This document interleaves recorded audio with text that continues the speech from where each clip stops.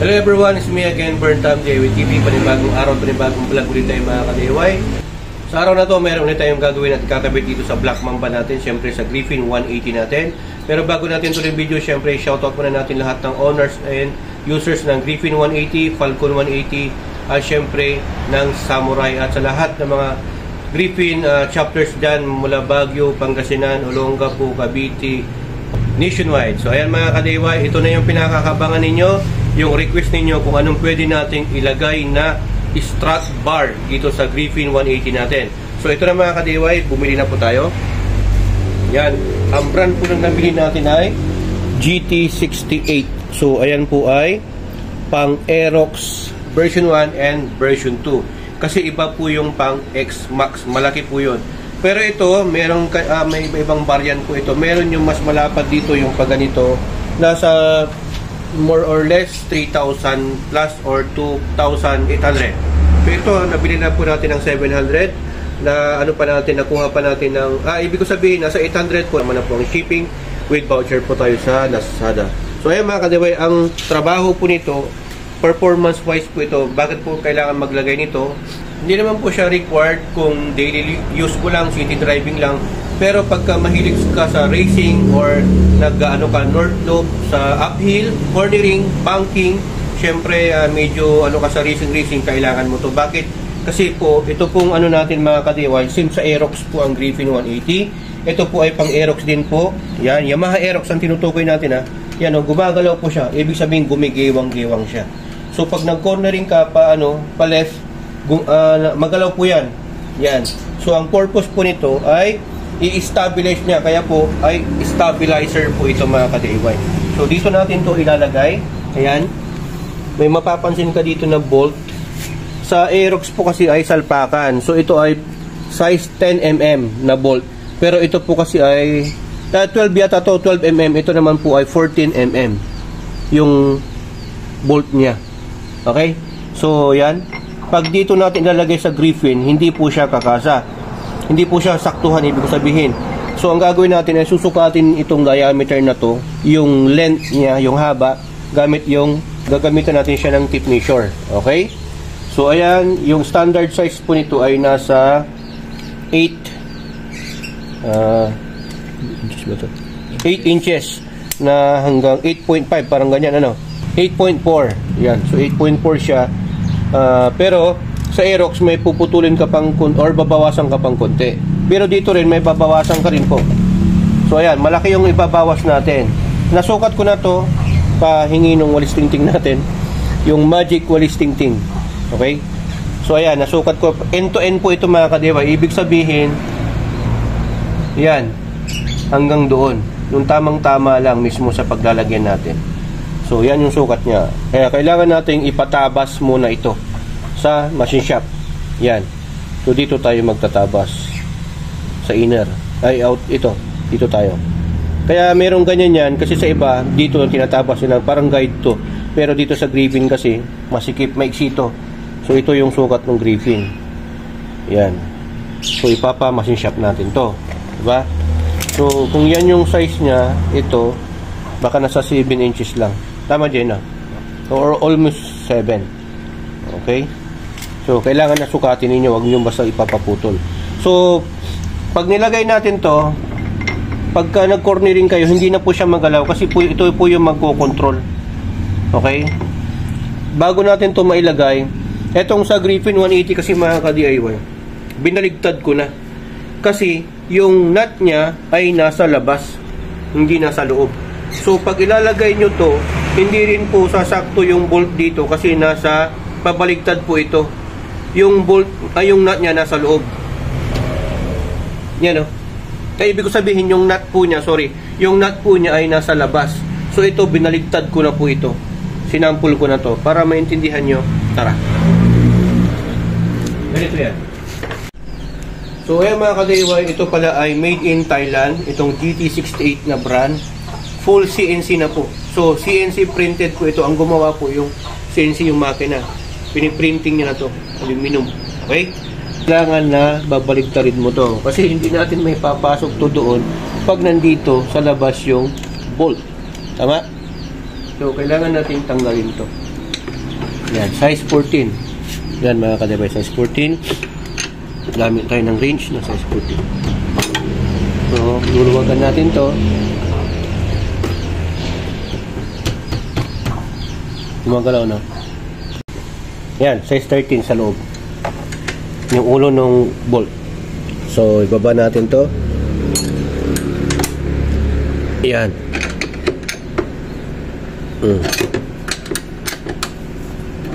Kailangan kasi natin baligtarin yung bolt mga ka-DIY. Dapat doon nakaharap yung nut. Doon nakalagay yung nut sa loob. Siyempre, hindi natin to maiti-thread kung nandito sa labas yung isa tapos yung isa sa loob. Tanga. Okay. So, ayan mga ka-DIY, pag nalugan na natin, pwede na nang i-hand loose. Yan. Ang problema lang dito mamaya, medyo may kahirapan to. Pagbabaligtarin natin kasi nakaharang to. Okay na yan? Yan, tulak nyo lang. Mga ka-DIY, pagka natanggal nyo na yung nut dito, tulak nyo lang bahagya ito. Tapos huwag kayong mag-alala na baka ito matanggal, bumaba. Hindi po kasi meron pa yung isa. So ganyan lang. Galaw-galaw mo lang ganyan. Baba natin yung motor. So ayun. Tapos side stand natin. Pag naka-side stand na yan, pwede nang magalaw. Kasi bumaba na. Yan o, galaw nyo lang to. Ayun. Okay, mag-alala dyan. Okay? So, ganyan yung sinasabi ko. Kunin mo yung start bar. Ay, start bar. Stabilizer bar. Stabilizer bar po ang tawag dyan kasi to stabilize yung magalaw. So, pag nakalagay ito doon, paano mo may sisiksik yan dito? Tapos ito, kaya nga biniligtad natin kasi ang purpose niyan, pag nailagay na natin siya dyan, papasok na yan dito. Yan. Diba? So, ang gagawin ng machine shop, dadalhin natin to, tapos i-retreat nila yung ganyan. Putulin muna nila kung hanggang saan, tapos gagawa sila ng panibagong butas dito na ganito ang size at ganito yung thread. Okay? Ang hirap dito. Pag ilalagay mo na, yan o, kasi meron to. Ang gagawin natin, iangat ko to, tapos may maglalagay nito, magsisiksik. Okay? Yan, unahin natin gagawin ay tatapat muna natin yung butas. So, make sure yan na nakatapat. So, mahirapan tayo, kaya double stand natin.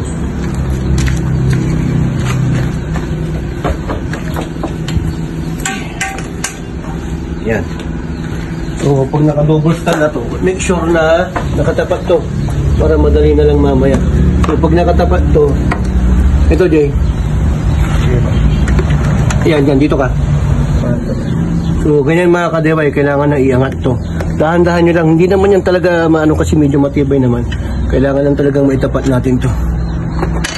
Yan. Medyo mahirap po itong part na to na gagawin ninyo. Hirap. So, ganyan. Kailangan talaga na may pwersa. Oh. Yan. Kailangan lang may pasok lang yung ulo. Tapos may tapat. Yun! So, ganoon naman ka-DIY. Kailangan mo lang talaga na kasama. Okay na. Tumapat na. Yun. Tapos, siksik mo na. Ito lang part na mahirapan. So, ganyan dapat. Sa Aerox po kasi, sa yung mga Aerox, version 1, version 2, NMAX, yung bolt na to, papasok doon. Yung nut, ganito. Yung sa atin, sa Griffin, ang problema, yung nut, nandito sa labas. So, ganun lang, ilagay mo na. Boss. So, ayan mga ka-DIY, pagka naipasok nyo na, make sure na pagka hinihigpitan nyo, nakatapat din to sa butas dito sa paloob. Kasi pag hindi, masisira yung thread. So, ang gagawin natin dyan, iangat natin yung motor. Yan o. Oh, yan, sige. Ikutin mo. Sige, sige. Yun. Ganun lang. Tulak mo lang yan. Saglit na lang din maglagay ng nut. Pagka naipasok mo na yung bolt, yung nut na lang, hihigpitan na lang yan. Tapos, pagka naputulan na natin yon, abangan yung video kasi ilalagay na natin. Tapos, hihigpitan natin. For the meantime,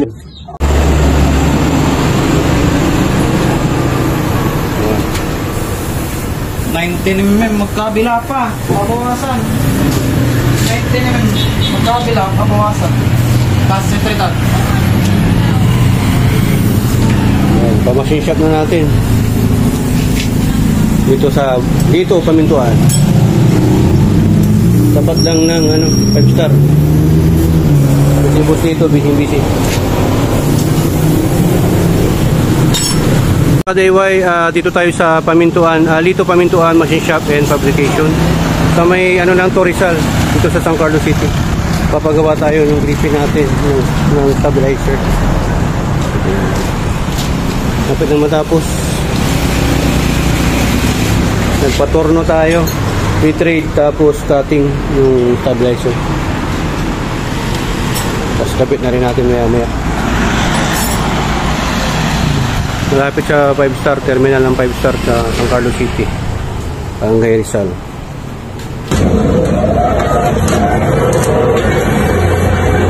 Pero ang gagawin nila dito, cutting tapos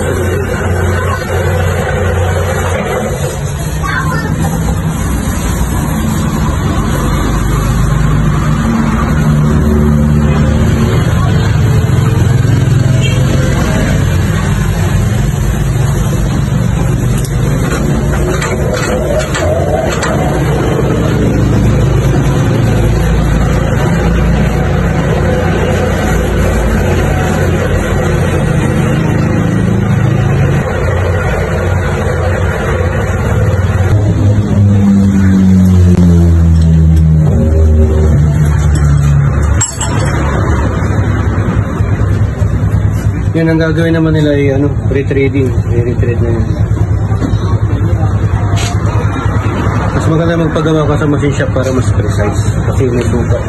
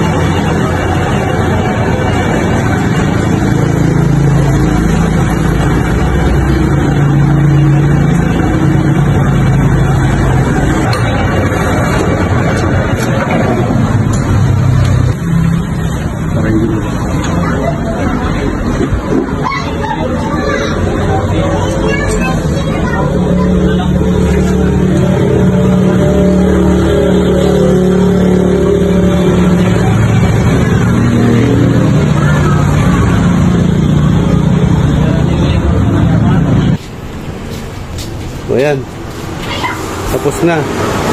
Yan yung retread, tapos cutting na rin. Okay na, try natin. Try natin ang bolt. Make sure lang na pag nagpagawa kayo nito, gagayahin nyo, huwag nyung hihigpitan mabuti kasi madaling malustrit to kasi aluminum lang. Tapos sigurado na nakatapat bago nyo higpitan. Mamaya hindi nakatapat, higpitan nyo, lustrate. So try natin. Ganyan yan. So ayan mga kadeway, tapos na po tayong nagpa-retrade at nagpa-cutting nitong stabilizer natin kay Boss Lito Pamintuan. Maraming salamat po sa discount niyo, Boss Lito. Yung gumawa ng natin, stabilizer natin ay yung anak nila. So ayan, okay yung pinagawa niya. So ni-retrade natin at pinaka-cutting. Yan, pinukat naman na maayos. So ito, lalagay na lang natin. Okay, tanggalin muna natin yung dalawang nut. Tapos itong bolt dito na isa. Tanggalin natin. Tanggalin yung nut para mailagay na natin. Okay. Yan, sagad natin dito. Pakita mo. Para kumasya talaga. Diba? Tapos, ayan na. Lalagyan na natin. So, medyo itapat muna natin to. Tulak mo. Okay, galaw-galaw mo lang. Ako na to. Okay, lalagyan na natin mga ka-DIY. Yan. GT68. Made in Thailand. Full CNC. So, kailangan nating itulak lang to kasi talagang humigpit siya pag wala yung bolt. So, ganun po mga ka-DIY. Saktuhan lang po yung ginawa natin. Tapos, ang gagawin natin, itatapat na natin to. Kailangan din natin makita. Hindi siya makita talaga. So, kailangan na may tapat natin ang maayos. So, mga ka-DIY, kailangan na tanggalin muna natin yung bolt dito para mailagay natin to. Kasi kailangan natin makita yung butas. Para sumakto siya. Ayan. Yun. So, dito check natin kung tumapat na yung butas. Yan, dito. Ganyan. Tanggalin natin yung yan. Yun o. Tapat muna natin dito. Tama, Jay? Ito. O, yun. Tapos, testing. Oo, hindi, huwag muna. Tapos, i-testing natin to. Nailagay. Pag nailagay natin to, na sumakto dito, yun na yun. Check mo din to kung... So, ayan mga kadiwa, ang ginawa natin, tinapat muna natin itong stabilizer dito sa butas. Yan. Tapos, ilalagay natin itong shock. Saka natin ilalagay ito. Kasi hindi natin makikita to itong butas nito kung nakatapat, kung nakalagay na itong tornilyo. Tapos, ilalagay mo yun. So, ganyan yung diskarte. Medyo matrabaho talaga to. Kailangan mo ng assistant. Tapos, ilalagay natin to. Hirap to. 3. Pasok mo muna yan. Kapasok na to. So ayan mga kadewa, itapat na natin tong isa sa may left side. Ito yung inuna natin. Medyo nahirapan tayo kasi kailangan natin itapat yung shock dito sa butas. Tapos inaangat din natin to sabay pag pinapasok natin yung bolt. So ito yung pagpapasok nito, dahan-dahan lang kasi para hindi malustrid ito.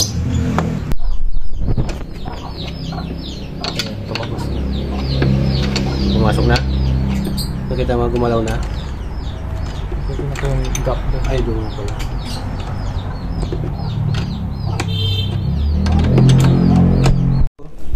Dito na po tayong side. Pasok na natin sa kabila. Medyo matagal na proseso doon dito sa kabila. Galaw mo yung shock. Yan. Yan. Igalaw-galaw nyo lang yung shock. Tapos ito dito. Kailangan natin mapalabas yung dito para may tapat natin. Tapos dahan-dahan. Papakiramdaman mo lang yan na pagka kumagat na siya, papakiramdaman lang yan. Pakiramdaman lang, galaw-galaw lang natin ng konti dito. Para maano natin na tumapat na. So yun, tignan natin dito kung tumabas na siya dito. Ito. Pakita mo. Yan o. Pag tumawid na dito yung nut, ay yung bolt, tatawid niya rin yan dito para makita natin. Yun.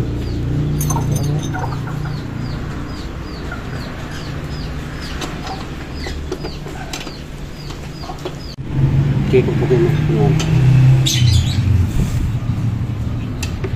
So, ang diskarte mga kadiway na isa, para hindi niya tinutulak ito to, kasi ito tinutulak na to, pupukin mo ng ganyan, tapos ihigpitan mo dito.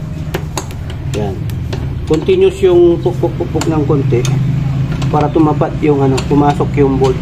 So, pag pumasok na yung bolt, pag kumagat na, diretso mo na, dahan-dahan, pakiramdaman mo lang para hindi malustrid. Yan. So, yan o. Kinain niya na. Pag kinagat niya na, yan, dahan-dahan tayo. Hindi natin pwedeng higpitan to na mabuti. Yun, yun naman, parang sumisikip na siya. Pag sumisikip na yan, dadahan-dahanin natin. Nakalimutan ko sinagyan ng lubricant. Okay, so ang gagawin naman natin ngayon para mas maganda yung niya, double stand, para hindi kumontra.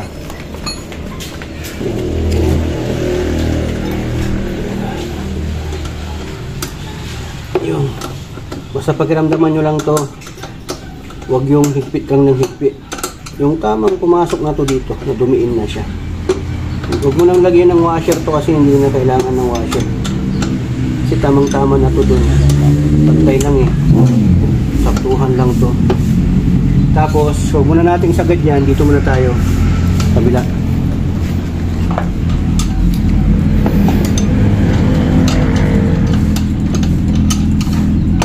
Dalawa kayo. Yan, tapos smooth lang to. Doon lang ipasok. Sumusunod lang siya. Dito na naman. Sige. Pantay, balance. Para tama. Pataas. Yan, pataas. Ito naman pababa.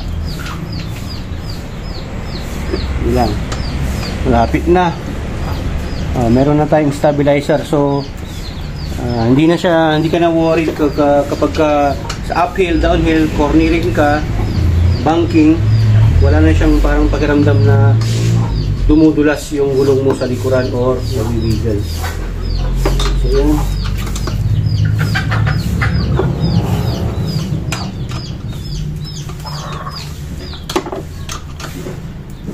Pantay natin kasi pagka ibinaba na, itinaas natin to, iikot to eh. Ito, iikot to. Iikot din to. Yan natin mo.